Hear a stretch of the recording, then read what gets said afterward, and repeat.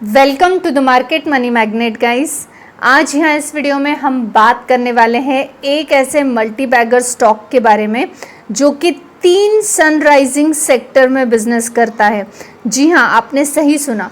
अब sunrising sector यानी आने वाले समय में वो सेक्टर्स अच्छे ग्रो करेंगे। जिस तरह सूरज चमकता है, सनराइज होता है यानी धीरे धीरे और एकदम तेज़, उसी तरह से ये 3 सेक्टर ऐसे होने वाले हैं कि जो आने वाले समय में बहुत अच्छा ग्रोथ का चांस दिखाएंगे। अब ये जो स्टॉक हम आज डिस्कस करेंगे, ये 3 सेक्टर भी डिस्कस करेंगे कौन से हैं, यानी आपको पता चलेगा कि आने वाले समय में कौन से 3 सेक्टर है जो कि बहुत अच्छा परफॉर्मेंस देने वाले हैं।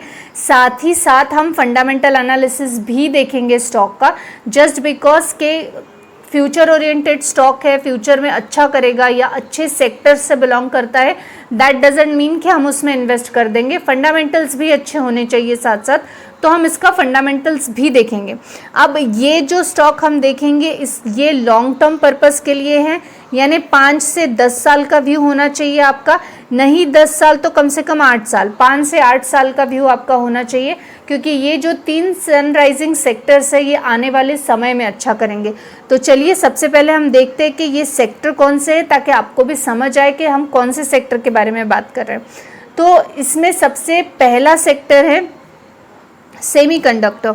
अब सेमीकंडक्टर की बात होते ही सब लोग सोचेंगे कि भाई टाटा सेमीकंडक्टर में इन्वेस्ट किया है या टाटा के ने 2 प्लांट इसके खोले हैं या ओपन करने वाला है, तो हमें इसमें इन्वेस्ट करना चाहिए। तो सबसे पहली बात तो टाटा जो है, डेफिनेटली टाटा ने सेमीकंडक्टर में इन्वेस्ट किया है, लेकिन टाटा की कोई भी लिस्टेड एंटिटी डायरेक्ट इन्वेस्टमेंट नहीं रखती है। टाटा इन्वेस्टमेंट जो है इसने डेफिनेटली सेमीकंडक्टर में इन्वेस्ट किया है, पर इन्वेस्टमेंट कंपनी जो है ये फाइनेंशियल सेक्टर से बिलोंग कर रही है, और ये कंपनी बहुत सारे छोटे मोटे बिजनेस में या फिर बैंक्स में, कंपनियों में इन्वेस्ट करने वाली कंपनी है। तो हमें डायरेक्ट इन्वेस्टमेंट वाले स्टॉक्स में इन्वेस्ट करना चाहिए।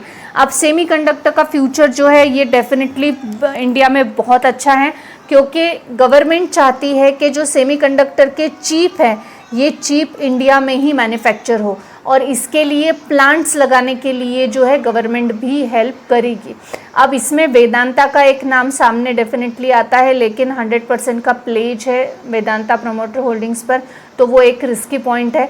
तो हम जो आज स्टॉक देखेंगे ये सेमीकंडक्टर में इसने 7,600 करोड़ का इन्वेस्टमेंट किया है, यानी ये प्लांट ओपन करने वाले हैं, और वो भी जापान के साथ इनका टाई अप हो चुका है। तो सेमीकंडक्टर ये एक बिजनेस है जो कि ये कंपनी इसमें इन्वॉल्व है, और सेमीकंडक्टर का फ्यूचर सनराइजिंग है। हिंदुस्तान में सेमीकंडक्टर चिप का बहुत डिमांड है, और इसके लिए बहुत सारे जो सेटअप्स है ये कोशिश कर रहे हैं कि हम सेमीकंडक्टर के चिप खुद बनाएं और जल्द से जल्द बनाएं। जो भी जल्द मार्केट में आएगा बना के, उसका डेफिनेटली अच्छा बेनिफिट हमें देखने को मिलने वाला है। अब जो सेकेंड बिजनेस है वो है पावर सेक्टर। अब पावर सेक्टर जो है आप जानते ही है कि पावर सेक्टर भी हिंदुस्तान में बहुत अच्छा ग्रोइंग सेक्टर माना जाता है। आने वाले समय में पावर सेक्टर में भी अच्छी खासी ग्रोथ हमें देखने को मिलेगी। ग्रीन एनर्जी, सोलर एनर्जी, जो रूफटॉप सोलर के प्लान्स थे जिसको 50% की सब्सिडी गवर्नमेंट की तरफ से ग्रांटेड है, ऐसे बहुत सारे प्लान बनाए गए हैं इंडिया में, ताकि जो पावर सेक्टर है ये ज़्यादा अच्छे से काम कर पाए, और जो हम ट्रेडिशनल वे से कोल के थ्रू इलेक्ट्रिसिटी जनरेट करें इसको सब्सटीट्यूट मिल पाए। क्योंकि ऑब्वियस है कोल का जो जो कोल है वो लिमिटेड मिलने वाला है।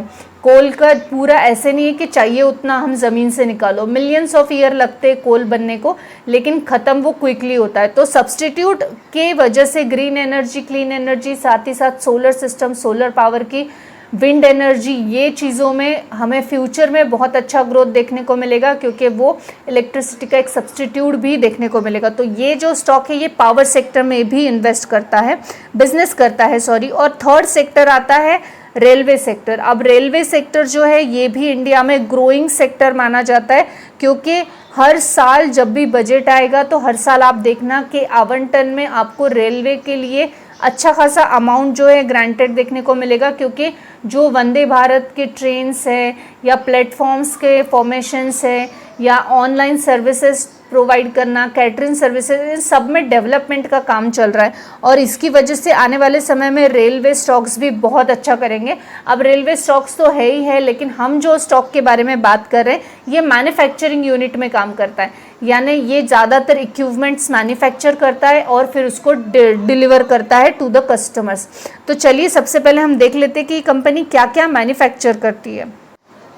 यहाँ पे हम तीनों सेक्टर्स में देखेंगे, ऐसे नहीं कोई एक ही सेक्टर। तो आप देख सकते हैं, एक तो जनरेटर्स, एसी में जो लगते हैं एसी डीसी जनरेटर्स बनाती है, और ड्राइव्स एंड ऑटोमेशंस भी होता है, एफपीएच भी यहाँ पे बनाती है। साथ ही साथ आप यहाँ पे देख सकते हैं कि डोमेस्टिक और कमर्शियल्स, फैन और वाटर हीटर और स्टैंपिंग्स भी बनाती है। तो सबसे पहले तो ये कंपनी में जो है हम देख सकते हैं इंडस्ट्रियल ग्रोथ में पंप्स भी बनते हैं और सर्विस इंडस्ट्रियल्स भी बनता है। अब पावर सेक्टर में ये क्या बना, पावर सेक्टर की अगर बात करें तो ट्रांसफॉर्मेशंस बनाती है, साथ ही साथ जो है एमवी, एचवी, ईएचवी और यूएचवी भी बनाती है, शुगर अरेस्टोर्स भी बनते हैं, साथ ही साथ टर्की सॉल्यूशंस भी यहाँ पे प्रोवाइड किए जाते हैं। अगर हम बात करें कि रेलवे सेक्टर में इसका क्या योगदान है तो वो भी हम देख लेते हैं।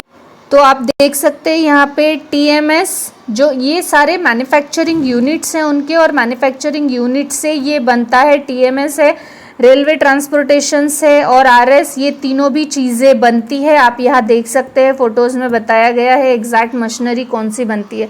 इनके ये जो कंपनी है इसके करीबन 17 मैन्युफैक्चरिंग यूनिट हमें हिंदुस्तान में देखने को मिलते हैं और 90% का रेवेन्यू ये हिंदुस्तान से ही जनरेट करता है। 10% आउट ऑफ इंडिया से हम बोल सकते हैं कि ये रेवेन्यू जनरेट करता है। चलिए फंडामेंटल्स देखते हैं, जो कि बहुत इंटरेस्टिंग चीज़ मैं आपको दिखाऊंगी। सबसे पहले हमने शेयर होल्डिंग पैटर्न ही ओपन कर लिया है। शेयर होल्डिंग पैटर्न में आप देख सकते हैं कि 58% की प्रमोटर होल्डिंग है, लेकिन ये 58% की प्रमोटर होल्डिंग बड़ी है। आप देख सकते हैं 22 में 55% था, उसके पहले 52% था। कैजुअली उन्होंने धीरे धीरे 58.12% की होल्डिंग कर दी है, और जब प्रमोटर अपनी होल्डिंग बढ़ाते तो डेफिनेटली कंपनी में आने वाले समय में अच्छा खासा ग्रोथ का स्कोप देखने को मिलता है।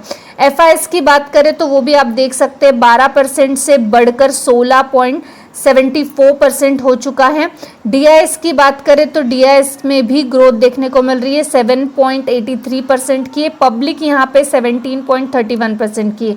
तो आप यहाँ देख सकते हैं, एक तो प्लस पॉइंट है कि प्रोमोटर अपना होल्डिंग कंटिन्यू बढ़ा रहे हैं, एफआईएस अवेलेबल है, डीआईएस अवेलेबल है, और दोनों भी अपना होल्डिंग बढ़ा रहे हैं। साथ ही साथ एक मोस्ट इम्पॉर्टेंट चीज़, अगर आप प्रमोटर का होल्डिंग चेक करेंगे तो प्रमोटर के होल्डिंग में आपको जो है tube investment of India limited, आप यहाँ देख सकते हैं tube investment of India limited जो है, इनके 58% का होल्डिंग यहाँ देखने को मिलता है। यानी ये जो ट्यूब इन्वेस्टमेंट इंडिया लिमिटेड है, ये डायरेक्ट इनडायरेक्ट ओनरशिप हमें इस कंपनी के देखने को मिलती है। अब अगर हम और थोड़ा सा फंडामेंटल्स देखें इसके, तो यहाँ पे जो है मार्केट कैप 1 लाख करोड़ का है, यानी अच्छी खासी कंपनी देखने को मिल रही है। फेस वैल्यू 2 है, यानी आने वाले समय में स्प्लिट मिल सकता है। डिविडेंड यील्ड 0.21% का देखने को मिलता है। पेट्रोस्की स्कोर के हिसाब से लॉन्ग टर्म के लिए फिट बैठती है। डेप्थ 17.4 करोड़ का है, यानी 0.01%, नई के बराबर है। डेप्ट फ्री कंपनी हम इसको कंसिडर कर सकते हैं। करंट असेट्स 3,523 करोड़ के है। स्टॉक पीई और पीजी अगर हम आरओई देखें, रिटर्न ऑन इक्विटी, तो दोनों भी हेल्दी देखने को मिल रहा है। साथ ही साथ प्रमोटर का 58% का होल्डिंग है। अगर हम इस चीज़ को देखें कि स्टॉक का प्राइस क्या है, तो करंट प्राइस इसका 714 रुपीज़ है। अगर आप चाहते हैं कि कंसिस्टेंसी से आपकी ये तीनों सेक्टर में आपको इन्वेस्ट करना है, तो आप डेफिनेटली ये स्टॉक को कंसिडर कर सकते हैं।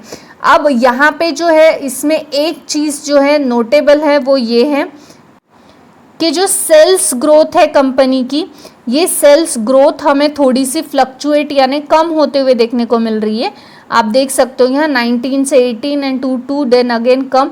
तो कंपनी ने खुद ये चीज़ को, मैनेजमेंट ने डिक्लेयर किया है कि इस साल सेल्स ग्रोथ हमारा थोड़ा सा डाउन हुआ है, लेकिन अदर सेक्टर्स और अदर चीज़ों में अच्छा बेनिफिट डेफिनेटली मिला है।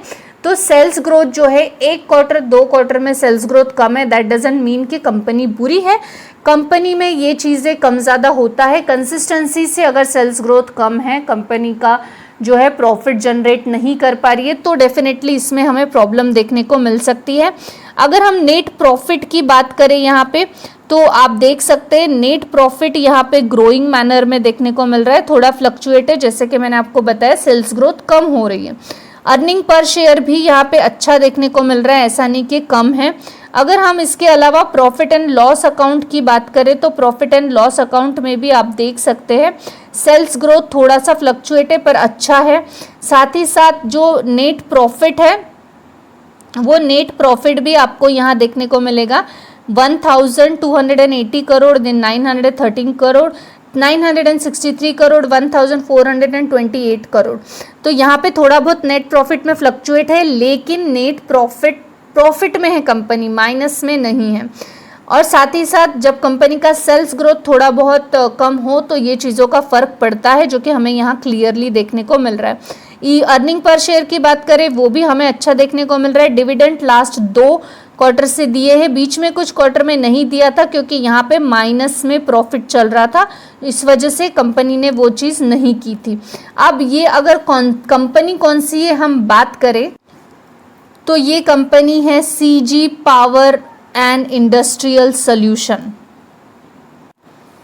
CG power and industrial solution ये एक ग्लोबल एंटरप्राइजेस है। ये 3 सेगमेंट में स्पेसिफिकली काम करती है, जो कि हमने ऑलरेडी देखा।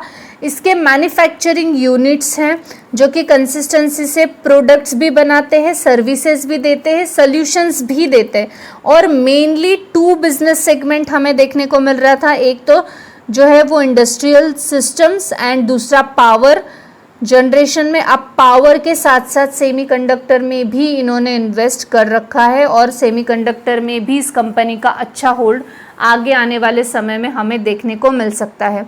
अगर आप एक कंपनी में इन्वेस्ट करने के बाद 3 सेक्टर का बेनिफिट चाहते हैं तो डेफिनेटली आप इस स्टॉक को एनालाइज कर सकते हैं। इसको फंडामेंटली एनालाइज करने के बाद आप खुद सोच सकते हैं कि आपको इसमें इन्वेस्ट करना है या नहीं। ये मुरुगप्पा ग्रुप से बिलोंग करती हैं।